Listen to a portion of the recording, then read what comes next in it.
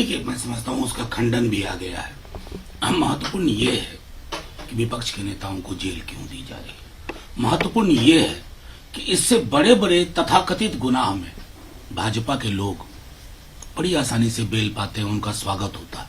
महत्वपूर्ण ये नहीं है कि क्या है जेल की ओर से खंडन आया है। मुझे लगता है कि वो खंडन अगर पुष्ट है तो ठीक है सर। लेकिन विपक्ष में भी अलग अलग सुर है, खासतौर से अगर कांग्रेस पार्टी कहें, जो कि दिल्ली में इतना 15 साल उनकी सरकार भी रही, उसमें अलग अलग सुर है दिल्ली के नेताओं के। देखिए, जब राजनीति बहुत खंडित होती है ना, समाज खंडित, राजनीति खंडित, तो विचार भी खंडित होता है। लेकिन हम अपेक्षा करेंगे, हमारी दल की ओर से मेरी अपेक्षा होगी कि ये जो खंडित विचारों की श्रृंखला लंबी चल रही है, इस पे विराम दिया जाए। सही बात है, जब कांग्रेस के लोगों पे हो रहा था तो आम आदमी पार्टी चुप थी। अब आम आदमी पार्टी पे हो रहा है तो वो लोग चुप हैं। ये चुप्पी की संस्कृति हम सबको खत्म करनी होगी एक दूसरे के लिए। अन्यथा बीजेपी इन संस्थाओं के माध्यम से जो कर रही है ना, उसके बाद कुछ बचेगा नहीं इस देश में।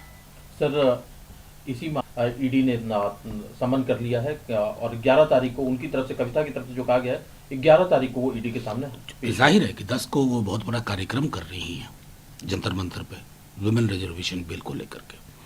तो जाहिर तौर पर और उसी वक्त में आप ये काम कर रहे हैं। अब आश्चर्य बिल्कुल नहीं होता, दुख होता है। एक एक करके झारखंड, तेलंगाना, बिहार, दिल्ली, पंजाब कर क्या रहे हैं? ये नई राजनीति। और मैंने पहले भी कहा आपके माध्यम से कि जिस दिन आप सत्ता में नहीं होंगे, आपने इन संस्थाओं का चरित्र इतना गदला कर दिया है कि कल को आप भी जद में आएंगे। हमें तब भी अच्छा नहीं लगेगा, क्योंकि हम उस मिजाज के नहीं हैं। लेकिन ब्लेम तो आपको लेना होगा कि आपने क्या कर दिया इन संस्थाओं को।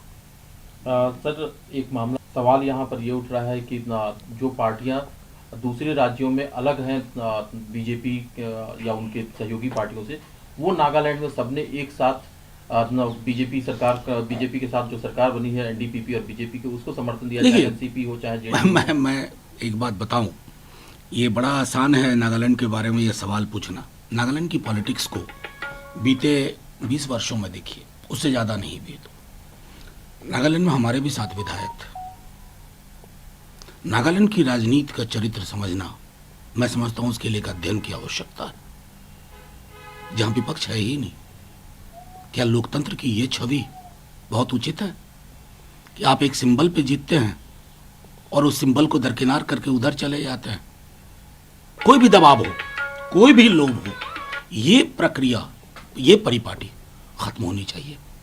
नागालैंड में जो उस तरह के लोग हैं सिविल सोसाइटी के, वो चिंतित है इस बात से, और ये चिंता दिल्ली की भी होनी चाहिए। सर, लेकिन ये सवाल पोल से रह जाते हैं कि जो लोग जीत करके आते हैं उनको कंट्रोल नहीं, कोई लूप होल नहीं साहब। कहाँ, कौन सी बात कर रहे हैं आप? यह विश्व की सबसे बड़ी पार्टी है, इनके पास धन और संसाधन की कोई कमी नहीं है।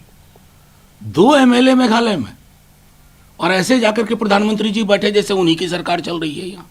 उन्होंने भ्रष्ट नंबर 1 अमित शाह जी कह रहे थे, और कुर्सी पर बैठ के फोटो खिंचवा रहे हैं। तो जब ये तौर तरीका, ये रस्म और रिवायत हो जाए राजनीति की, तो कहां विपक्ष के लोगों को ब्लेम कर रहे हैं साहब?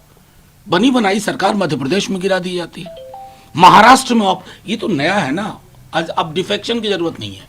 Operation lotus, operation lotus.